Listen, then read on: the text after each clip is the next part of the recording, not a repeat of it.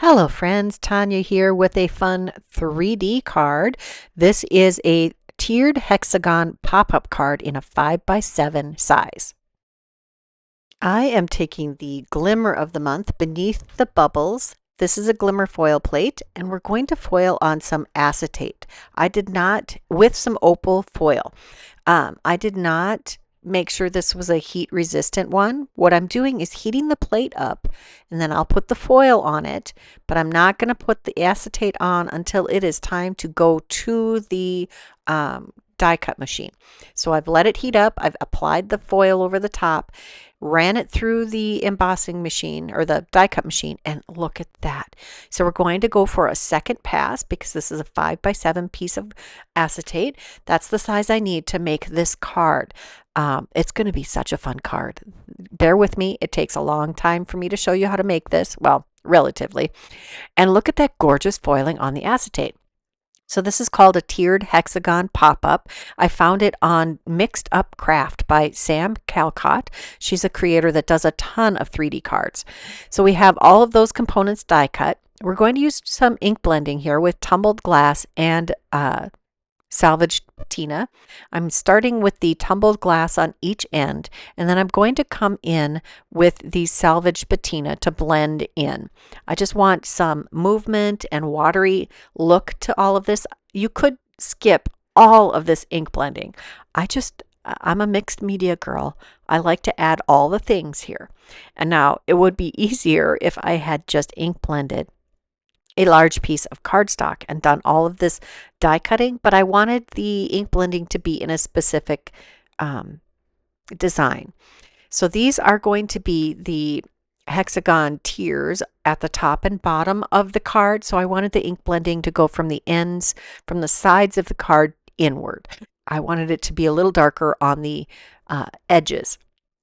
This is actually not a difficult pop-up design. It's very flat when it lays flat, and it fits this particular size is the 5x7 sizing. Now these are going to be up and down panels. These are going to be the matted panels on the inside of the card. So I want my ink blending to go from the top to the bottom. So instead of starting on each end with one color, I'm going to start on one end with one color and come in from the other end with the other color. Salvage patina and tumbled glass are similar hues. They're both around the same intensity, but one is more of a true blue and one is more of a teal or aqua blue.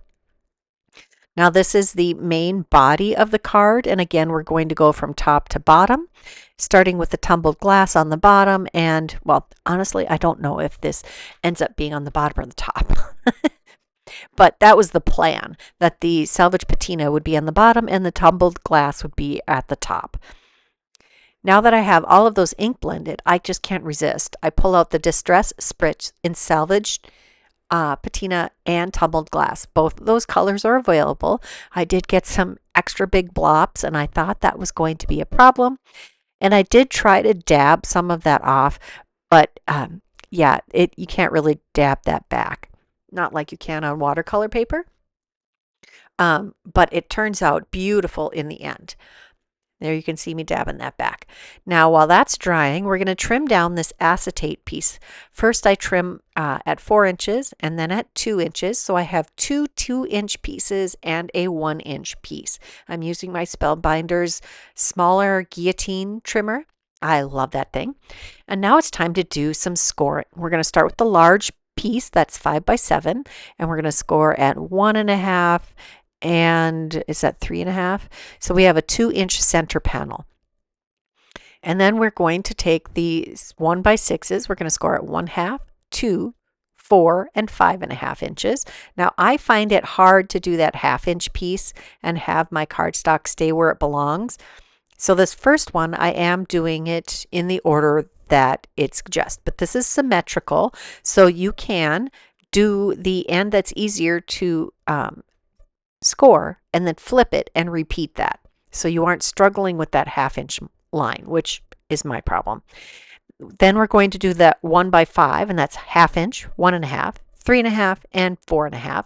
So for my trick here, I'm going to do 3.5 and 4.5.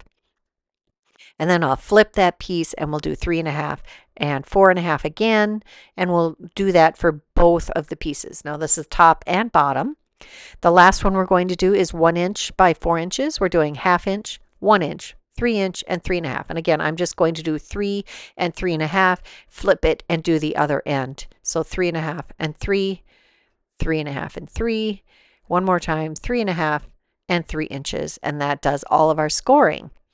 So now that I've got them all scored, I'm going to go through and burnish all of these score lines so that we have a good fold, so there's good movement, because this is a moving part. When they are attached to the card, the bottom flap is going to be folded all the way under, and the other parts are going to create the dimension. The base of the card has those 2 score lines. I burnished those well, and we're going to take those matted pieces that we cut and ink blend, and we're going to use the underwater what did that say? Underwater wave, I think. It's got these fish swimming through the waves. It's beautiful. Now that that is complete, we've got some shimmery insets to put in there. Oh, I think that turned out amazing. We'll glue these to the background. And you do want to glue these down before you glue in your tiers, because yeah, it just, you'd never get these through otherwise. So I'm just going to adhere them in their appropriate places. They have a very, like a 1/16 inch mat all the way around each of these pieces. So the side panels on the main base of the card are 1.5 by 7 inches. So these pieces are 1 3/8 by 6 7/8. And if you wanted to make a bigger mat, you can adjust in that. You can adjust that matting however you would like. The center panel is 2 inches by 7 inches, and so this panel is cut to 1 7/8 by 6 7/8. Here we're going to start assembling the moving mechanism on this card base. So we're just going to add glue to those little flaps that we have folded under, and then we're going to line up those crease marks that would go on each side for that 2-inch panel down the center. You're going to line those center crease lines with the center of the card, those crease lines on the center. And it's going to be the same for top and bottom. Now you can make the widths of these little tiers different. You can make them shaped. Lots of great ways to play with these. I chose to keep them just straight and make them blend in with the background. I have seen this made look like an aquarium, which is really cool, where you use a black background and then your panels are very contrasting and it just looks like the panels glass in an aquarium. Very cool. I've seen this used for Christmas. I've seen it used for flowers. Lots of awesome ways to use this design. Now I'm using my heavyweight block to help get those to adhere nicely. And the third panel, or the third tier, the ends will line up with the ends of the edges of the card. Again, you're making sure that those center creases line up with the center creases on the card base, because that's how the working mechanism needs to line up in order to work. Now that all of those are assembled, we're going to take those acetate pieces. Now I found that it was pretty convenient to square those all up by folding that into a rectangle to make sure everything's lining up appropriately, and you can see all of that dimension coming in. Now I'm taking the narrow 1-inch piece of acetate here. This is going to be the background. So whatever's in the center is going to be in the furthest back area, and you don't need as wide a piece. And these are the new tool-in-ones from Spellbinders. They've had this tool for a long time, but they have it in the lilac color now, which is really pretty. I love this little cocked up pointy end because it peels the backer off of double-sided adhesive strips like nobody's business. Oh my gosh, I've never had a tool-in-one. This is my first time having one, and I have just for that. That's amazing. Plus it has the roller brush for ejecting chads out of die cut pieces, your really delicate ones. I have one from Sizzix. I've had it for well over a decade, and my bristles are starting to get worn out. So this is perfect timing for me. Now we're lining these 2-inch sections of foiled acetate so I put the 1-inch layer on the furthest back tier. Then we're putting one on the second tier, peeling that acetate off, the double-sided adhesive. We're peeling those backers off and then lining them up so that they fit perfectly in there. And I'm just letting it rest on the previous tier. And then to adhere it, I just flatten our whole card and it just picks up the adhesive. Perfect. Look at that. And it adds extra stability to each of those tiers also. So it just makes everything better. And it's perfect for this.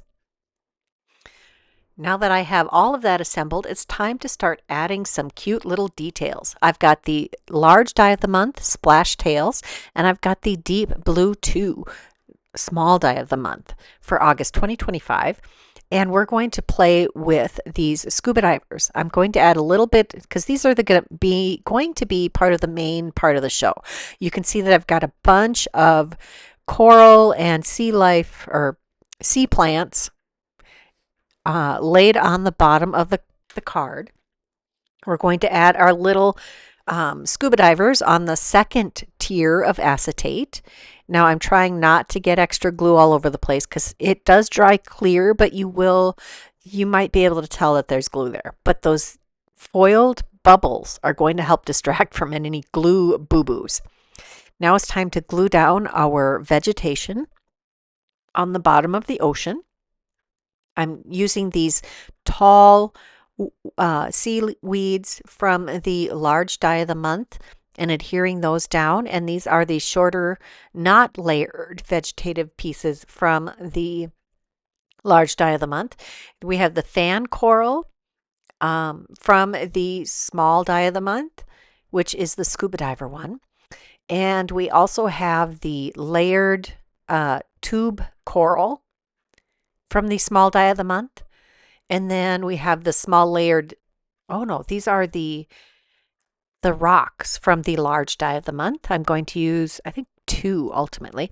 And this is the small layered seaweed or coral pieces from the small die of the month. Again, another rock from the large die of the month. These dies sets play together so well. I removed a little bit of glue from that rock so it doesn't get caught as we engage the 3D portion. And then I have a bunch of fish. We're going to use lots of fish from the small die of the month. We have the 3 sizes of the same shape fish. I have lots of those die cut and assembled. You can see that I have lots of pieces from both of these die sets already die cut and assembled and started just playing away here. I have more than I need for this card, which is good because I'm going to make more cards with these die sets.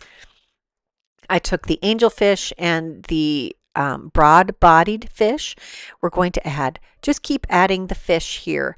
Now I'm imagining all of the times I've gone snorkeling. Again, I've only scuba dived once, and that was a try dive in a pool, and I didn't enjoy it. My husband loves it.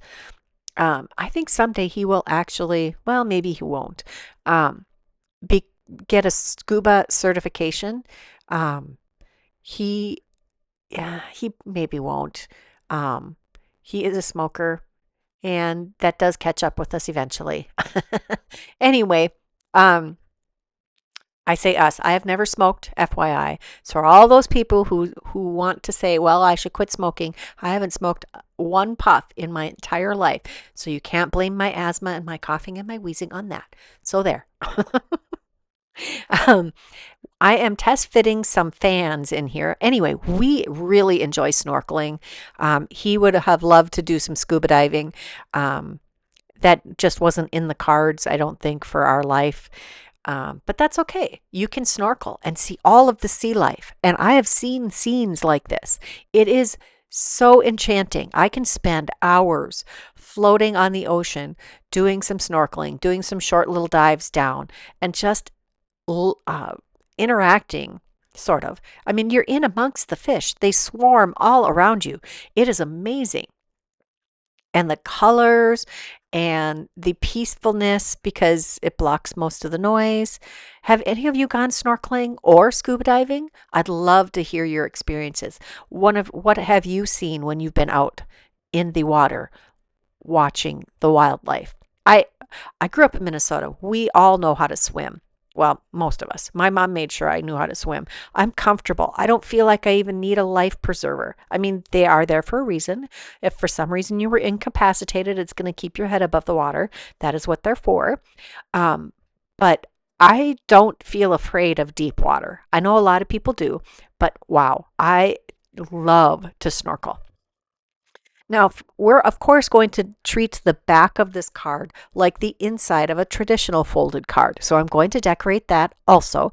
Oh, and I did use a sentiment from the Small Die of the Month Paper Splash, I think it was called, which has coordinating dies. It is so nice. I can't give enough praise to the Deluxe Caboodle. Their products all coordinate and they play together so nicely. And yeah, I just love it. We're adding these white panels to the back of the card. I did make these have a little bit wider of a margin. So these are 1/4 inch instead of 1/8 inch difference for die cutting them out.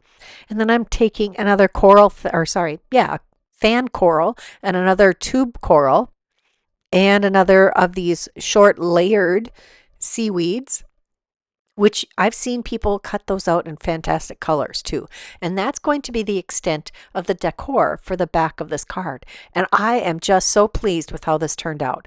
I've had this in my brain for a while and I'm glad I got it on paper. Now, who else wants to make a 3D card in the tiered hexagon style in every shape and size they can think of? I think this is an amazing card.